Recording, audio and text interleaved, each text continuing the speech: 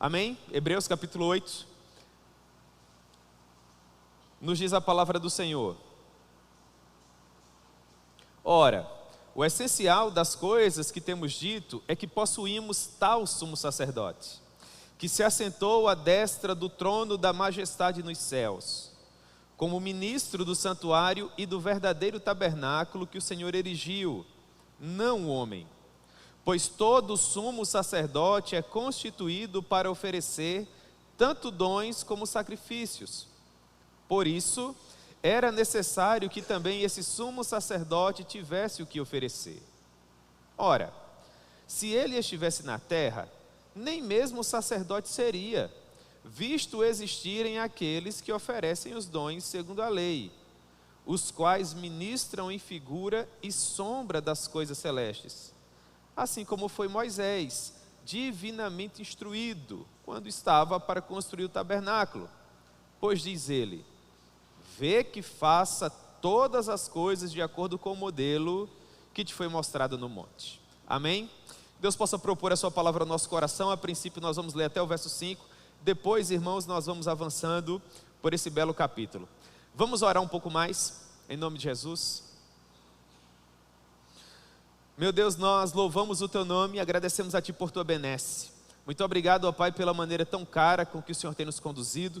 Obrigado pelo fato do Senhor ter separado para nós esse documento que é tão importante. Nós temos, ó Deus, por meio da Tua graça e misericórdia, extraído excelentes aplicações para as nossas vidas com base nesse texto tão precioso. E agora, meu Deus, nessa manhã tão bela, tão aprazível, nós rogamos o Teu favor para que de uma maneira simples, meu Deus, e bem assim objetiva, o Senhor possa nos ensinar aquilo que efetivamente quis quando esteve inspirando a pessoa que escreveu esse texto a nos compartilhar essas verdades tão extraordinárias. Portanto, que o Senhor nos possa ser propício hoje pela manhã e falar conosco de acordo com as nossas necessidades. É assim que nós oramos e te agradecemos no nome do Senhor Jesus. Amém. Muito bem, meus irmãos, o Senhor Jesus é mediador de uma nova e eterna aliança. É isso que nós temos estudado desde domingos anteriores. Nesse capítulo, o autor do documento, autor que naturalmente nós não sabemos quem é, fez uma espécie de resumo daquilo que nós estivemos estudando desde o capítulo 5 até agora. E nós percebemos que se trata de fato de um resumo através dessa partícula que inicia o verso 1, quando ele diz: ora, é como se ele dissesse, em outras palavras, com base naquilo que nós temos estudado até agora. E ele faz uma afirmação a seguir que agrada muito o meu coração, porque, sobretudo na Bíblia Revista e Atualizada, que é a que eu uso, né, fica uma coisa assim muito fina, muito bonita. Ele diz: o essencial das coisas que temos dito é que possuímos tal sumo sacerdote. É como que se ele olhasse para os capítulos de 5 a 7 e dissesse, em resumo, o essencial, se há algo que você precisa memorizar, é isso: Jesus é um sacerdote superior. E eu acho isso extraordinário, não é? Isso é muito bonito, porque em um texto tão rico de informações tão robustas, nós temos uma síntese tão apropriada como essa. Se alguém lhe perguntasse, qual o resumo apropriado do sacerdócio do Senhor Jesus em detrimento do sacerdócio de Levi? Quer dizer, rapaz, há muitas informações no livro de Hebreus que provam que Jesus é superior a Levi, mas o essencial é que ele tem de fato esse sacerdócio superior, está firmado em uma superior aliança. É uma afirmação muito apropriada, mas na verdade, do verso 1 ao verso 5, nós temos 5 pontos importantes que podem ser extraídos e bem aplicados à nossa realidade, para que nós venhamos a compreender o sacerdócio do Senhor Jesus. O primeiro ponto, como eu já antecipei para vocês, se encontra no verso 1. O sacerdócio de Cristo é superior ao sacerdócio levítico. O verso 1 nos diz: ora, o essencial das coisas que temos dito é que possuímos tal sumo sacerdote, que se assentou à destra do trono da majestade nos céus. É um belo resumo. Um resumo que nos diz a respeito da superioridade do Senhor Jesus. Olhando para todo o capítulo, não é? Nós percebemos que o Senhor Jesus, por exemplo, é superior aos anjos. Isso está no capítulo 1, do verso 5 ao verso 14. Aprendemos também que o Senhor Jesus é superior a Moisés, capítulo 3, do verso 1 ao verso 19. Que o Senhor Jesus é superior a Josué, capítulo 4, do verso 1 ao verso 13. E desde o capítulo 5 nós estamos estudando que o Senhor Jesus é superior à aliança do Antigo Testamento, ele é superior a Levi. No que diz respeito a esse último ponto, em nossa aula passada, nós vimos quais seriam as características do sacerdócio de Cristo que o tornam superior ao sacerdócio de Levi. A primeira delas, o sacerdócio de Cristo é superior ao sacerdócio de Levi, porque o de Cristo não foi maculado pelo pecado. Levem em consideração que Levi era homem, e bem assim os seus filhos. Na verdade é por conta dessa falência humana que os sacerdotes do Antigo Testamento, eles precisavam ser ordenados em um número bem maior, mas bem superior mesmo, porque a todo tempo eles eram impedidos de continuar em virtude da morte. Nesse sentido, o sacerdócio do Senhor Jesus é em muito superior, porque pelo fato de não ter sido maculado pela morte, o Senhor Jesus vive e vive para sempre. Ele morreu, é verdade, mas ele morreu não por conta de qualquer pecado que ele houvesse cometido. Ele morreu para expiar a nossa culpa e retirar de sobre nós a ira do Deus Todo-Poderoso que pesava sobre as nossas cabeças em virtude dos nossos pecados. Mas é fato que o Senhor Jesus ressuscitou e agora ele vive e ele reina pelos séculos dos séculos. Portanto, esse é um ponto interessante. O sacerdócio de Cristo não foi maculado pelo pecado. Em segundo lugar, o sacerdócio de Cristo é segundo a ordem de Melquisedeque, e nós estudamos isso muito bem no domingo passado. O sacerdócio de Cristo é eterno, ele se baseia naquela premissa de que quando Melquisedeque aparece em Gênesis capítulo 14, nós não temos informações da sua chegada, portanto não sabemos qual é o seu princípio, e a Bíblia não entra em detalhes de como foi o restante da sua vida. Portanto, no que diz respeito à informação que nós temos de Melquisedeque, ele não possui princípio nem fim, não expresso na Sagrada Escritura. O autor desse tratado, sendo um teólogo brilhante, ele olha para essas informações e ele usa isso para fazer uma analogia a respeito da vida eterna do Senhor Jesus, que a semelhança de Melquisedeque também não possui nem princípio nem fim. Vocês conseguem perceber isso, irmãos? Muito bem. A semelhança de Melquisedeque também, o Senhor Jesus possuía mais de um ofício.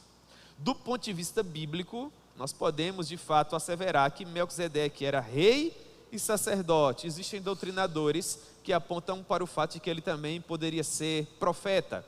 Eu vejo isso com bons olhos. A Bíblia em Gênesis 14 não afirma categoricamente, mas nas entrelinhas nós de certa forma conseguimos antever isso. O Senhor Jesus, todavia, também, a semelhança de Melquisedeque, possuía mais de um ofício. O Senhor Jesus, na verdade, possui os 3 ofícios, o munus triplex. O Senhor Jesus é rei, ele é sacerdote e é profeta.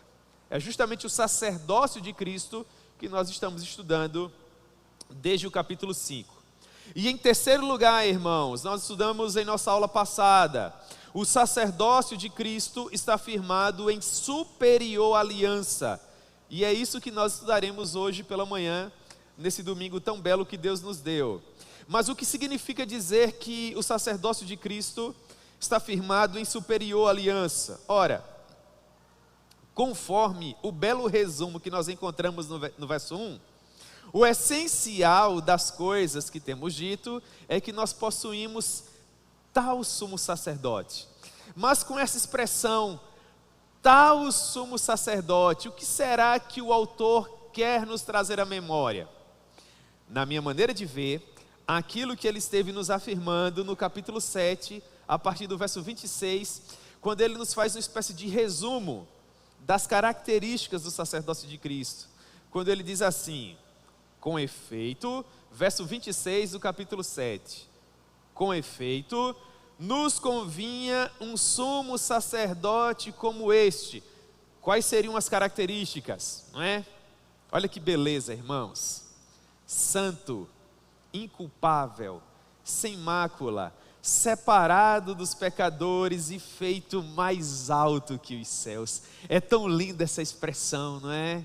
enche de paz e de alegria o nosso coração, asseverar plenos pulmões, ele foi feito mais alto que os céus, é o poderoso Cosmocrator, o governador do universo.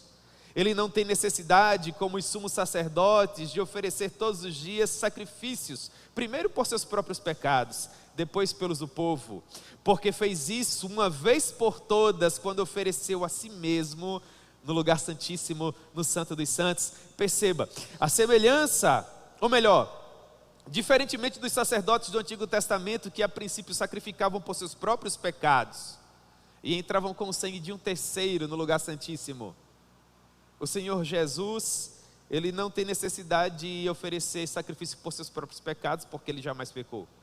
E quando entra no Santo dos Santos, ele não entra com o sangue de um terceiro, de um animal que foi sacrificado. Não, pelo contrário. Quando ele entra no Santo dos Santos, ele entra com o seu próprio sangue. Que sacrifício, irmãos! Que sumo sacerdote! Nós olhamos para toda essa beleza que foi construída com base no sacrifício de Cristo, e podemos dizer, junto com o autor de Hebreus, o essencial das coisas que temos dito é que nós temos um grande sumo sacerdote. Que extraordinário sumo sacerdote, né? Há um puritano chamado John Goldwyn, né?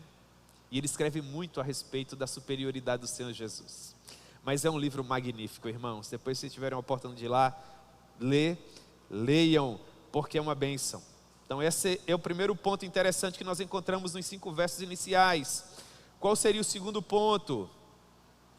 O tabernáculo construído na terra era uma réplica daquele tabernáculo que era perfeito no céu. Leve em consideração que quando Deus deu ordens a Moisés para construir aquele tabernáculo terreno, ele disse: olha, preste atenção para você fazer exatamente da maneira como estou lhe ordenando. Porque Moisés precisava reproduzir exatamente aquilo que Deus havia lhe ordenado. Porque esse tabernáculo terrestre precisava ser uma réplica de um tabernáculo perfeito que nós tínhamos no céu. É isso que nós encontramos no verso 2.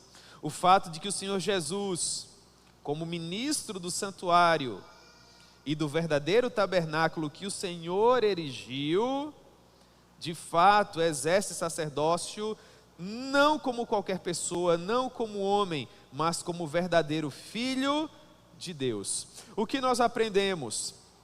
Que o tabernáculo do Antigo Testamento era uma sombra. Ele nos oferecia informações para que nós pudéssemos compreender aquele tabernáculo perfeito feito pelo próprio Deus. E esse tabernáculo perfeito, irmãos, não é outro senão o Senhor Jesus. É o próprio autor do documento, Hebreus capítulo 1, que vai nos dizer isso. Ele é a expressão exata do ser de Deus. Portanto, nós olhamos para o tabernáculo da antiga aliança e todo ele era formado por símbolos. Havia uma parte exterior onde os sacerdotes a princípio sacrificavam por eles próprios, para que eles pudessem entrar no lugar santo, e uma vez no lugar santo havia a mesa da proposição, onde estavam os pães que precisavam ser trocados periodicamente, havia um lavabo para que eles se purificassem, mas depois, irmãos, havia um véu, todo ele tecido de alto a baixo, azul, e haviam querubins bordados. E para além do véu, irmãos, havia o propiciatório, o santo dos santos, uma arca de ouro pura, com querubins sobre a tampa com os querubins era de fato o propiciatório. Era ali que o sacerdote derramava o sangue, para que esse sangue cobrisse o que estava no interior da arca da aliança. A princípio, os mandamentos, aquelas tábuas de pedra, que foram escritas por Moisés à mão de Deus, mas depois nós também acrescentamos o maná, o próprio pão que foi enviado do céu para nós. Também havia o cajado, né, que floresceu. Irmãos, uma simbologia magnífica, tudo isso apontando para o fato de que havia um tabernáculo perfeito, não feito por mãos humanas. Esse tabernáculo feito por Moisés, por mais que fosse santo, tendo em vista que ele havia sido ordenado por Deus, ele ficou pelo tempo. Não existe mais era uma mera réplica, uma sombra. Mas o tabernáculo perfeito permanece para sempre. Visto que não podia ser construído pelo homem, esse tabernáculo só podia ser construído por Deus. E é exatamente isso que o autor vai nos ensinar no capítulo 9, onde a partir do verso 11, Hebreus 9:11, ele vai dizer o seguinte: quando, porém, veio Cristo como sumo sacerdote dos bens já realizados, mediante maior e mais perfeito tabernáculo, não feito por mãos, quer dizer, não desta criação. Perceba, ele está dizendo, nós tínhamos um tabernáculo que era uma sombra, que apontava para um tabernáculo que era perfeito. Verso 11 do capítulo 9, quando porém veio Cristo como sumo sacerdote dos bens já realizados, mediante maior e mais perfeito tabernáculo, não feito por mãos, quer dizer, não desta criação, nós não temos mais que ficar ligados a um velho tabernáculo, porque agora nós temos um que é perfeito. Nós não precisamos mais olhar para a sombra, porque nós olhamos para o autor. Antes nós olhávamos para o Messias que viria, por isso nós olhávamos para a sombra. Agora nós podemos colocar os nossos olhos no Messias que já veio. Esse tabernáculo perfeito, capítulo 9, versículo 12, é perfeito porque não está firmado no sangue de bodes ou de bezerros. Por isso que ele era precário. Vocês lembram que a gente viu no domingo passado? Porque o sacrifício no Antigo Testamento era precário, porque os animais eram imperfeitos. O sacerdote, por sua vez, também imperfeito. Mas agora, o nosso sumo sacerdote entra no tabernáculo por meio do seu próprio sangue.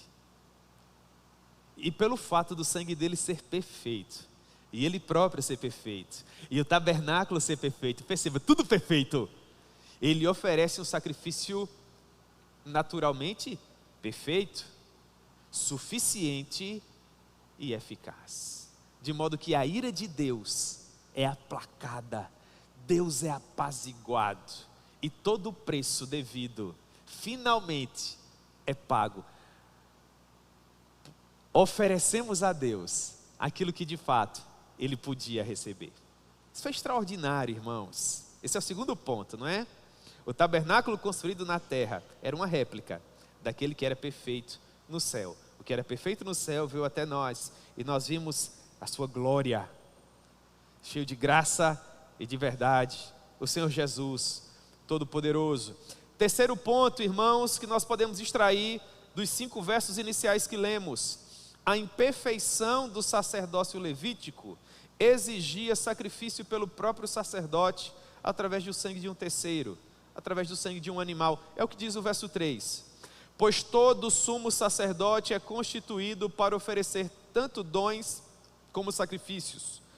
Por isso, era necessário que também esse sumo sacerdote tivesse o que oferecer. Como o sumo sacerdote do Antigo Testamento era imperfeito, conforme eu já disse para vocês e agora reitero, a princípio ele precisava sacrificar um animal para perdoar o seu próprio pecado. Ele precisava fazer com que a ira de Deus fosse retirada, ainda que momentaneamente, de sobre ele, para que ele pudesse entrar na presença do Senhor e sacrificar em virtude do povo. Se não fosse dessa maneira, irmãos, ele seria naturalmente fulminado, exterminado. Eu até falava para vocês que o sumo sacerdote entrava com um coração temeroso, né? Aquelas romãs que eram afixadas na roupa dele, na estola sacerdotal, elas serviam justamente para fazer esse barulho quando ele se movimentasse. Enquanto as pessoas ouvissem o tilintar das romãs, aquilo apontava, né? Aqueles sinetes apontavam para o fato de que ele estava em movimento, estava vivo, glória a Deus, a coisa estava acontecendo, né? Se houvesse silêncio, irmãos, precisavam de um novo. Olha o que diz Hebreus capítulo 5, Hebreus capítulo 5, versículo 1. Porque todo sumo sacerdote, sendo tomado dentre os homens, é constituído nas coisas concernentes a Deus a favor dos homens, para oferecer tanto dons como sacrifícios pelos pecados. E é capaz de condoer-se dos ignorantes e dos que erram, pois também ele mesmo está rodeado de fraquezas. Verso 3: e por esta razão, ou seja, por conta das suas fraquezas, por causa dos seus pecados, deve oferecer sacrifícios pelos pecados, tanto do povo como de si mesmo. Ora, Jesus não precisa oferecer sacrifícios por seus próprios pecados, visto que ele jamais pecou e por causa disso é um sacerdote perfeito. Portanto, o que nós aprendemos nesse primeiro ponto? Que o sacerdócio levítico era imperfeito, porque em virtude dos pecados do sacerdote, ele precisava sacrificar por ele próprio. Em comparação a isso, o sacrifício de Jesus e o seu sacerdócio é perfeito, porque pelo fato de Jesus não ter cometido pecados, ele não precisa sacrificar por ele próprio. Com o seu próprio sangue, ele entra no Santo dos Santos e oferece a Deus um sacrifício perfeito, suficiente e eficaz. Por isso que é de uma vez por todas. Por isso que o Senhor Jesus pode assentar-se à destra do Pai, porque aquele trânsito anual acabou. Todos os anos, uma vez por ano, no dia da expiação, o sumo sacerdote precisava entrar no lugar santíssimo.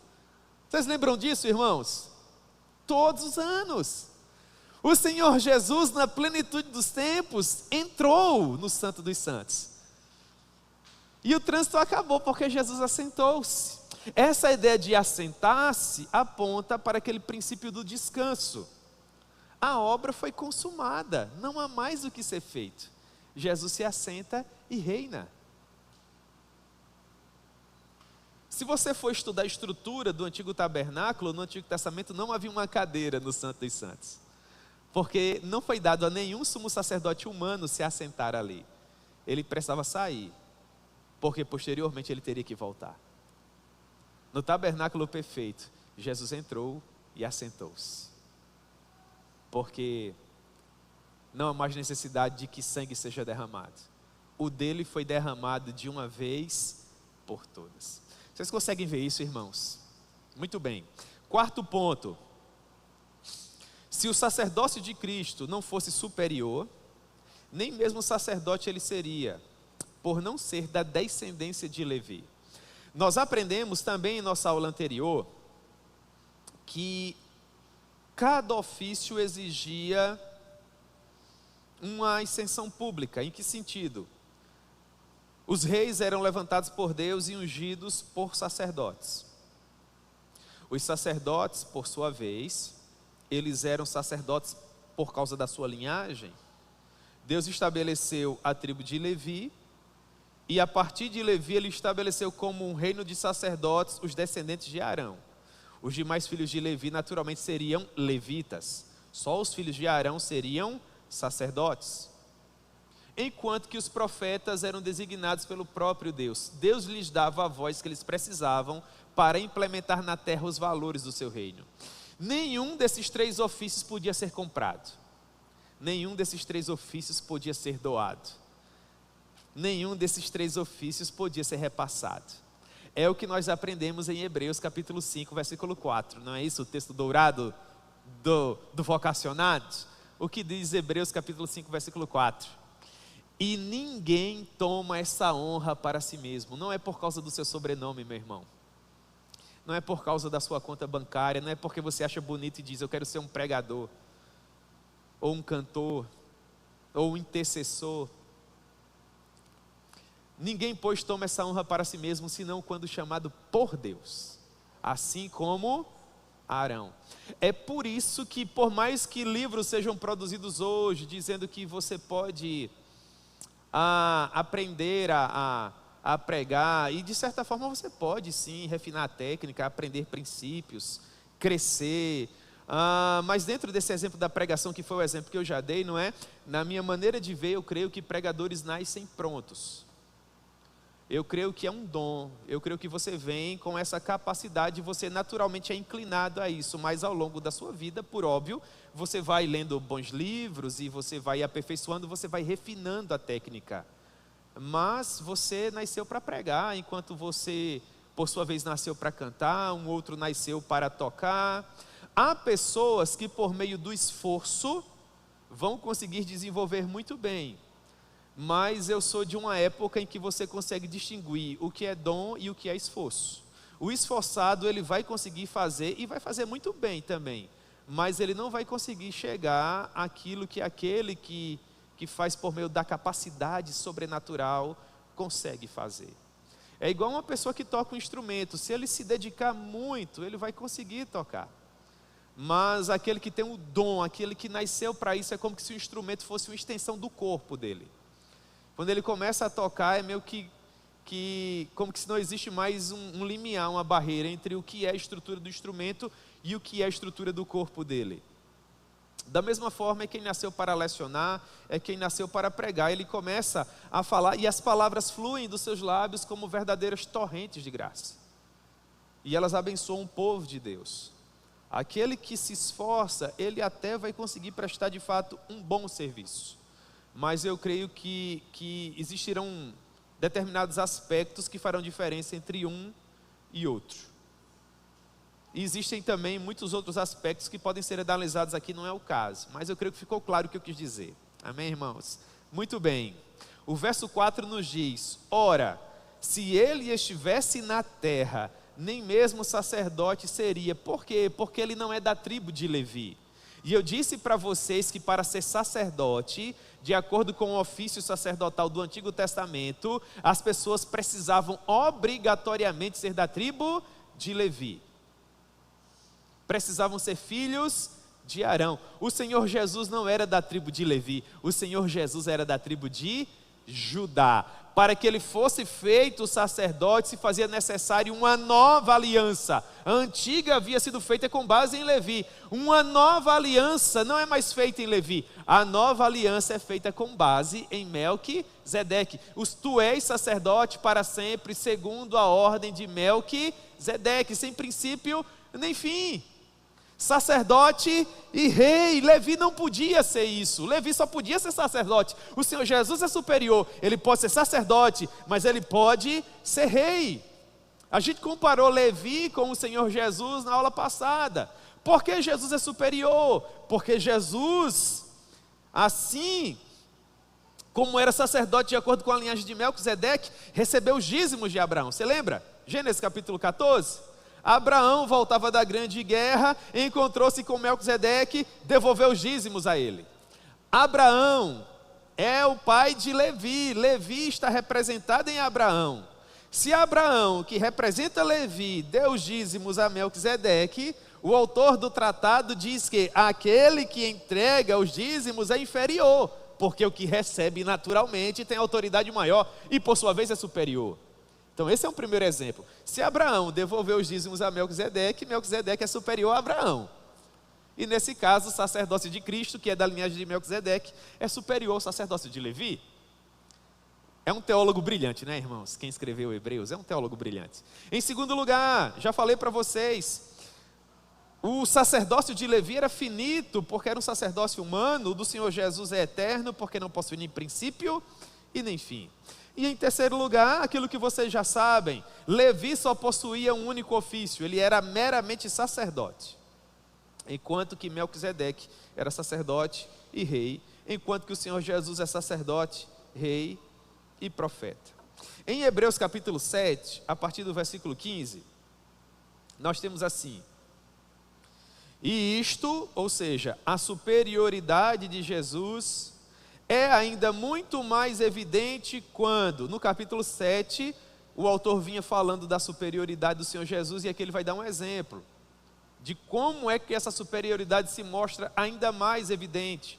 Então ele vai dizer: a semelhança de Melquisedeque se levanta outro sacerdote, constituído não conforme a lei de mandamento carnal, mas segundo o poder de vida indissolúvel.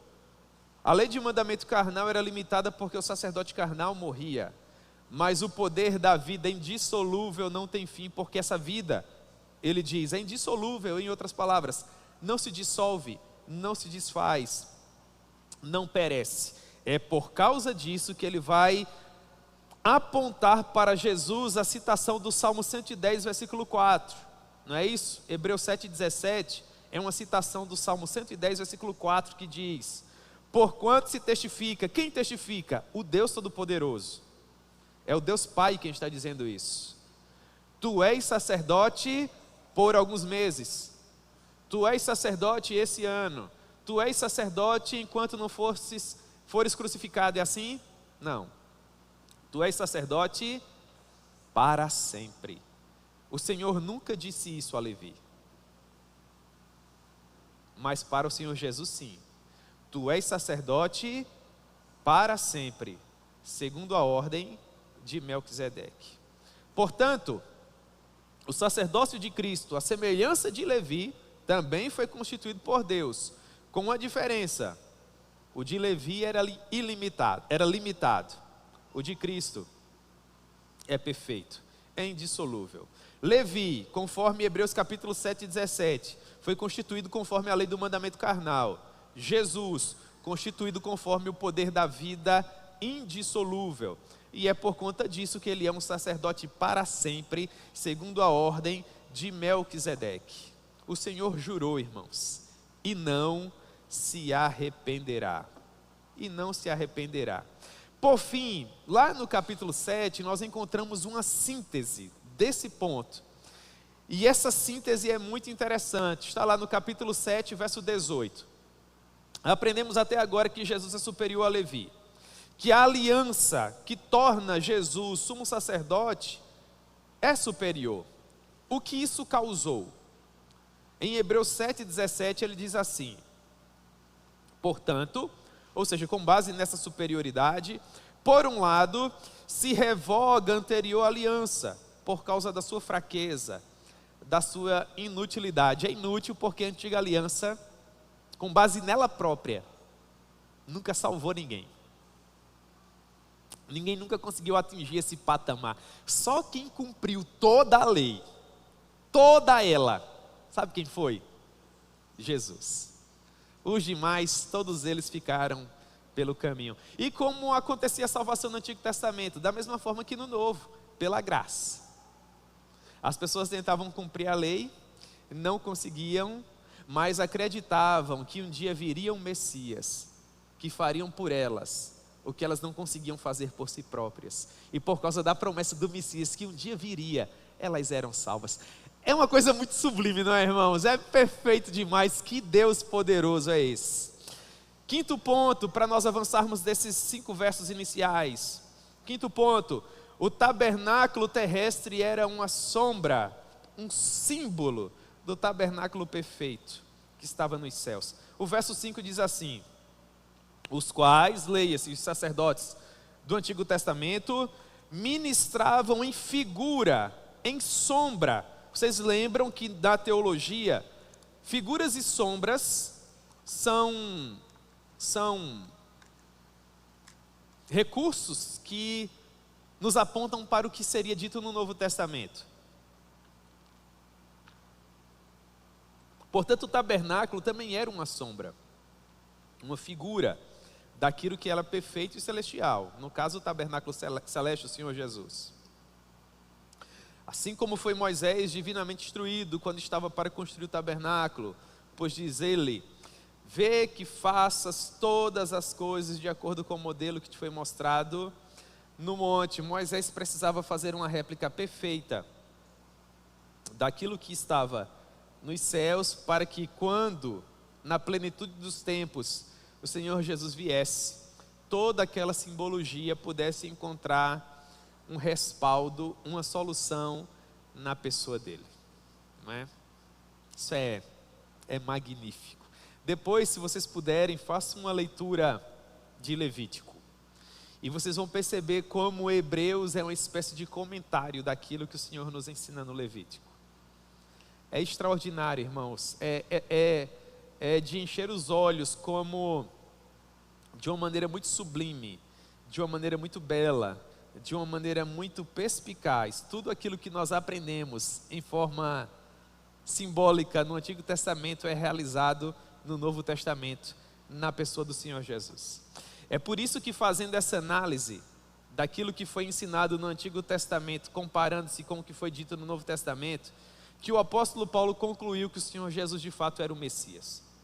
E com base nessa conclusão, o apóstolo Paulo disse que se qualquer uma outra pessoa, ou mesmo um anjo de luz, viesse e dissesse para a cristandade que o Senhor Jesus não era o Messias, que a cristandade considerasse aquele ensinamento anátema. Anátema. Muito bem, vamos ler a partir do verso 6 agora. Com efeito, obteve Jesus ministério tanto mais excelente, quanto ele também mediador de superior aliança, instituída com base em superiores promessas. Porque se aquela primeira aliança tivesse sido sem defeito, de maneira alguma estaria sendo buscado lugar para uma segunda. E de fato, repreendendo-os diz, e aqui nós temos uma citação extensa do profeta Jeremias: eis aí vem dias, diz o Senhor, e firmarei nova aliança com a casa de Israel e com a casa de Judá, não segundo a aliança que fiz com seus pais, no dia em que os tomei pela mão, para os conduzir até fora da terra do Egito. Pois eles não continuaram na minha aliança, e eu não atentei para eles, diz o Senhor. Porque esta é a aliança que firmarei com a casa de Israel depois daqueles dias, diz o Senhor. Na sua mente imprimirei as minhas leis, também sobre o seu coração as escreverei. Eu serei o seu Deus e eles serão o meu povo. E não ensinará jamais cada um ao seu próximo, nem cada um ao seu irmão, dizendo: conhece ao Senhor, porque todos me conhecerão, desde o menor deles até o maior. Pois para com as suas iniquidades usarei de misericórdia, e dos seus pecados jamais me lembrarei. Quando ele diz nova, torna antiquada a primeira. Ora, aquilo que se torna antiquado e envelhecido está prestes a desaparecer. Pois bem, nós aprendemos que a aliança estabelecida por Cristo era infinitamente superior à instituída por Moisés. É isso que o autor agora nos diz. É interessante, irmãos, e eu creio que vocês já têm essa sensação, que a partir do capítulo 5, é como que se nós estivéssemos assim, meio que dando voltas no mesmo lugar. Percebe, ele está dizendo sempre a mesma coisa: o sacerdócio de Cristo é superior ao de Levi. A gente estudou muito isso no capítulo 7, nos domingos anteriores. Nós estamos reiterando isso no capítulo 8 e nos próximos domingos, né, no capítulo 9, ou nos próximos, não sei, nós vamos continuar estudando isso, né? É um assunto que é muito caro ao coração de quem escreveu esse documento. E por que é que ele vai bater tanto nessa tecla? Porque a exceção desse tratado, você não vai encontrar esse ensinamento em nenhum outro texto do Novo Testamento. Você só vai estudar sobre o sacerdócio de Cristo em Hebreus. Então é por isso que eu creio que esse autor procurou enfatizar essas verdades de uma maneira muito apropriada, para que você não tenha, para que eu não tenha, para que nós não tenhamos nenhuma dúvida quanto a essa doutrina preciosa. Perceba como ele vai mais uma vez reiterar. Ele vai fazer uma nova síntese dos 5 versos que nós acabamos de estudar. A gente estudou até agora do verso 1 ao verso 5. Superioridade do sacerdócio de Cristo em detrimento de Levi. Ele vai dizer agora no verso 6. Agora, perceba, é uma nova síntese, uma nova conclusão. Agora, com efeito, leia-se, com base no que a gente estudou até esse momento, obteve Jesus ministério muito mais excelente. Ele traz outros argumentos e faz uma nova síntese. E Hebreus, todo ele é dessa maneira. É um argumento seguido de uma síntese. É um argumento seguido de uma exortação. E ele segue no fluxo do seu pensamento. Agora, com efeito, obteve Jesus ministério tanto mais excelente, quanto é ele também mediador de superior aliança, instituída com base em superiores promessas. Superior aliança, ele nos ensinou isso no capítulo 7, do verso 20 ao verso 22. Foi que ele disse lá: porque é que o sacerdócio de Cristo está firmado em superior aliança. Hebreus 7, 20. e visto que não é sem prestar juramento, porque os sacerdotes humanos, sem juramento, são feitos sacerdotes, mas este, com juramento, é feito sacerdote. E o juramento não foi feito por qualquer pessoa, o juramento foi feito por seu próprio Pai, o Deus Todo-Poderoso, que disse: o Senhor jurou e não se arrependerá, tu és sacerdote para sempre. Verso 22, por isso mesmo, Jesus se tem tornado, olha a expressão que ele vai usar, fiador de superior aliança. Agora olhe para o verso 6 do capítulo 8. Com efeito, ele vai dizer a mesma coisa, irmãos. Obteve Jesus ministério tanto mais excelente, quanto é ele também mediador de superior aliança. Ele leva em consideração que você já sabe isso. Porque Jesus é mediador de superior aliança? Porque os sacerdotes do Antigo Testamento eram constituídos sem juramento nenhum, só pelo fato de serem filhos de Arão, que por sua vez é filho de Levi. Vem Jesus, que não é da tribo de Levi, mas é sacerdote semelhante a Melquisedeque. E Deus diz para ele: eu lhe dou a minha palavra, que não pode cair por terra. O seu sacerdócio será superior, porque você vai ser sacerdote para sempre. E por causa disso, o Senhor Jesus é mediador de superior aliança, instituída com base em superiores promessas, onde nós aprendemos a respeito das promessas, ainda no capítulo 7, no verso 23. Olha o que diz: ora, aqueles são feitos sacerdotes em maior número, porque são impedidos pela morte de continuar. Este, no entanto, porque continua para sempre, tem o seu sacerdócio imutável. Por isso também pode salvar totalmente os que por ele se chegam a Deus, vivendo sempre para interceder por eles. Na verdade, foi por causa destas características que a antiga aliança precisou ser substituída. Porque se ela fosse perfeita, ela teria continuado, sim ou não? Mas ela era imperfeita, e por conta disso ela precisou ser substituída. Olha o que diz o verso 7. Porque se aquela aliança tivesse sido sem defeito, de maneira alguma estaria sendo buscado lugar para uma segunda. Mas como ela era imperfeita, nós precisamos de uma nova aliança, com um mediador de superior autoridade, e que foi constituído com base em uma promessa que é infinitamente maior. Perceba, o autor está enfatizando a imperfeição da primeira aliança, com base na sua incapacidade de salvar o homem. Ela era imperfeita, não salvava ninguém.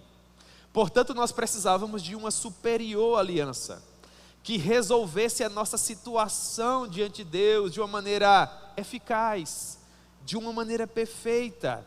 É nesse contexto que ele vai apresentar a nova e eterna aliança firmada no sangue do Senhor Jesus.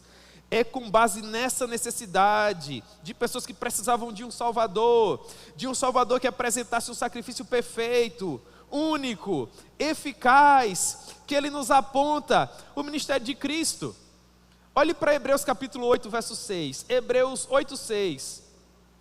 Agora, com efeito, obteve Jesus ministério tanto mais excelente, quanto é ele mediador de superior aliança, instituída com base em superiores promessas. A aliança proposta por Cristo é sem defeito, é perfeita, é firmada num pacto inabalável e jamais cairá por terra, porque a sua mediação é superior e a sua promessa é incomparável. Uma vez que ele deixa isso claro, ele prova a necessidade dessa substituição. Por quê? Por que, irmãos, a antiga aliança precisava ser substituída? Ele vai dizer isso com uma mega citação de Jeremias, capítulo 31, do verso 31 ao verso 34, que para nós é Hebreus 8, do 8 ao 12. Hebreus 8, do 8 ao 12, é Jeremias 31, do 31 ao 34. E ele vai dizer: e de fato repreendendo-os diz: eis aí vem dias, diz o Senhor, e firmarei nova aliança com a casa de Israel e com a casa de Judá. Perceba, Jeremias viveu no 6º século antes de Cristo. Cerca de 1000 anos antes do nascimento do Senhor Jesus. E Jeremias está dizendo: vem dias, ou seja, lá na plenitude dos tempos, no momento em que Jesus nasceu, vem dias, diz o Senhor, em que firmarei uma nova aliança com a casa de Israel e com a casa de Levi, ele diz, e com a casa de Judá.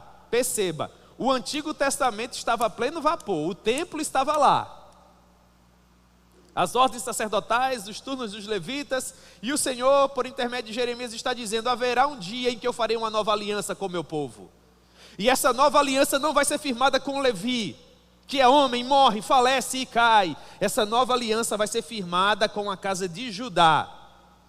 Versículo 9: não segundo a aliança que eu fiz com seus pais, no dia em que os tomei pela mão, para os conduzir até fora da terra do Egito, pois eles não continuaram na minha aliança, e por causa disso eu não atentei mais para eles, diz o Senhor.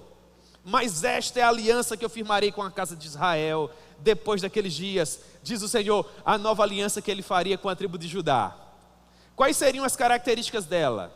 Versículo 10: quando essa nova aliança vier, eu imprimirei as minhas leis na mente do meu povo, e as escreverei sobre o seu coração. Quando isso acontecer, eu serei o seu Deus, e eles serão o meu povo. E não ensinará jamais cada um ao seu próximo, nem cada um ao seu irmão, dizendo: conhece ao Senhor, porque todos os que fizerem parte dessa aliança me conhecerão, desde o menor até o maior. Antigamente, na antiga aliança, só quem de fato conhecia o Senhor era quem se relacionava com Ele.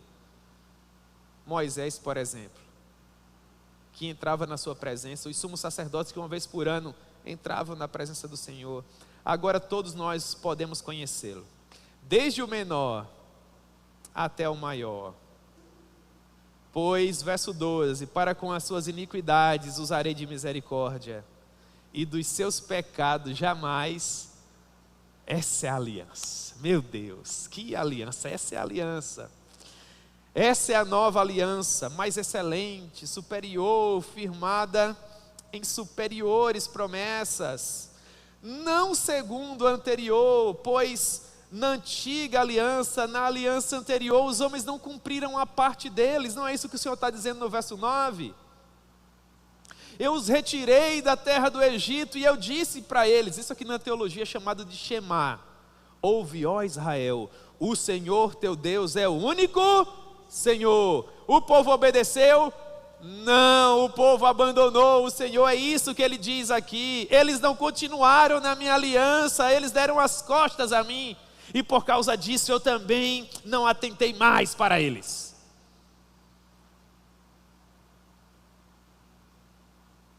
Mas na nova aliança, irmãos, a mudança não é meramente exterior. Todo o rito sacrificial do Antigo Testamento era objetivo, contratual. Você conseguia o animal para ser sacrificado, entregava ao sacerdote, o sacerdote sacrificava por você. Não havia nenhuma mudança interior. Mas na nova aliança, o Senhor retira o coração de pedra e coloca um coração de carne. Na antiga aliança, a lei foi escrita numa tábua de pedra. Na nova aliança de Jeremias, diz o autor de Hebreus, os mandamentos do Senhor foram escritos em nosso... Meu Deus, isso é que é sumo sacerdote, sim ou não? E nos seus corações eu imprimirei a minha lei. Que coisa extraordinária! Na sua mente imprimirei as minhas leis, também sobre o seu coração as inscreverei. Como era na antiga aliança? As pessoas precisavam escrever, amarrar na testa. no braço, nos umbrais da porta. Na nova aliança não, irmãos. É escrito aonde? Fantástico, não é? Porque na antiga aliança as pessoas não tinham condições de fazer a sua parte. Porque elas não eram transformadas.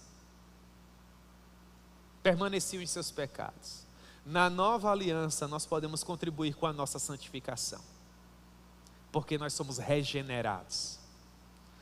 Nós podemos ser santos porque Ele retira o coração de pedra e no lugar coloca um coração de carne. Ele muda a sua mente, para que você não se conforme mais com esse mundo que jaz no maligno,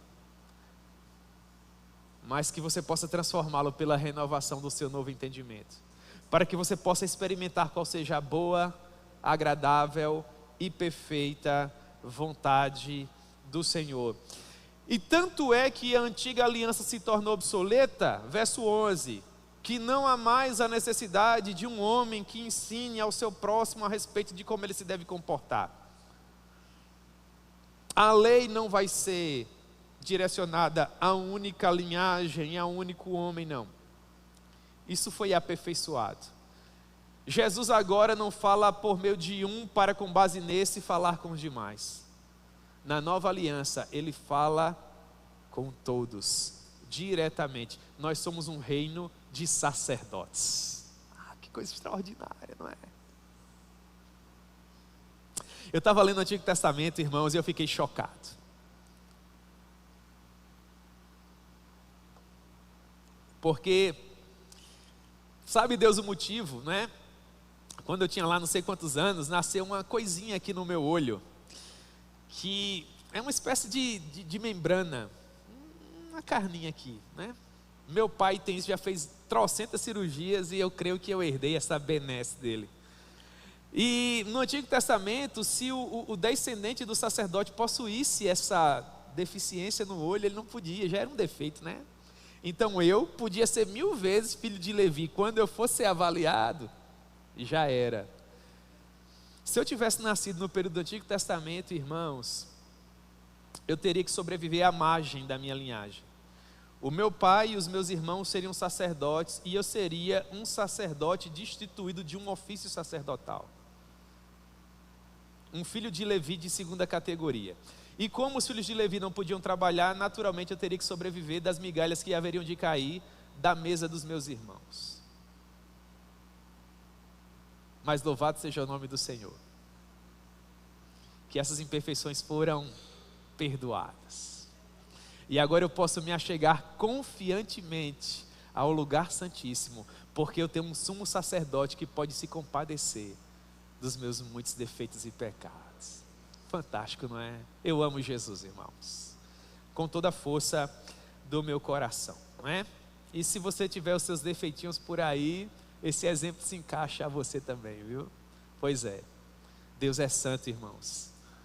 Ou você é perfeito para andar na presença dEle, ou você não é. Na antiga aliança ninguém era, ninguém andava. Agora, por meio da graça, nós podemos caminhar com Ele. Porque, verso 12, e o verso 12 devia ser escrito com letras douradas. Pois para com as suas iniquidades usarei, e dos seus pecados. Meu Deus, não é? Esse é o mesmo Deus que diz: a alma que pecar, essa morrerá. E que agora diz: dos seus pecados, não mais me lembrei, não mais me lembrarei, perdoados. Portanto, verso 13, quando ele diz nova, torna antiquada a primeira, graças a Deus. Ora, aquilo que se torna antiquado e envelhecido está prestes a desaparecer. Por quê? Aí vai ser o assunto do próximo episódio, não é? 3 aplicações, irmãos, e nós oramos. A primeira delas: agora que temos um sumo sacerdote que pode se compadecer das nossas dores e conhece quais são as nossas dificuldades, e mais, que pode efetivamente fazer intercessão por nós, acheguemo-nos confiadamente ao mais interior do véu, sabendo que Ele estará lá para interceder por nós.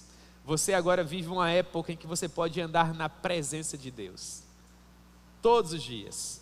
Acheguemo-nos, portanto, confiantemente junto ao trono da graça, a fim de recebermos misericórdia e acharmos graça e socorro em ocasião oportuna. Hebreus 4,16. Aproveite isso. Você pode se achegar à presença de Deus e conversar com Ele, assim como Moisés fazia.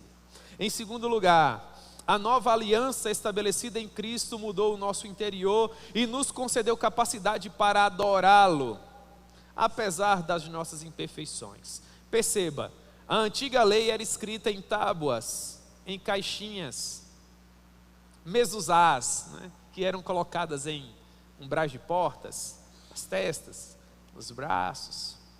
Agora essa nova lei é escrita sobre as tábuas de carne do nosso coração. Era uma oração que Spurgeon fazia, né? Quando Spurgeon estava estudando um assunto que era muito apropriado, que era muito rico, ele orava para que Deus escrevesse aquele assunto sobre as tábuas de carne do seu coração. Talvez seja por isso que ele era um pregador tão bom. Em terceiro lugar, que o bom Deus aplique a sua palavra ao nosso coração e que nós possamos viver no desfrute diário da sua presença. Agora que não existe mais Santo dos Santos ou lugar santo, não existe mais nada que nos afaste da presença de Deus. O véu que nos separava já não nos separa mais. A parede que havia no meio, a inimizade, caiu por terra. E agora, nós que vivíamos estranhos às alianças da promessa, não tendo esperança e sem Deus no mundo, por meio do sangue do Senhor Jesus, fomos feitos família de Deus. E estamos edificados sobre o fundamento dos apóstolos e dos profetas, sendo Ele mesmo, Cristo Jesus, a pedra angular.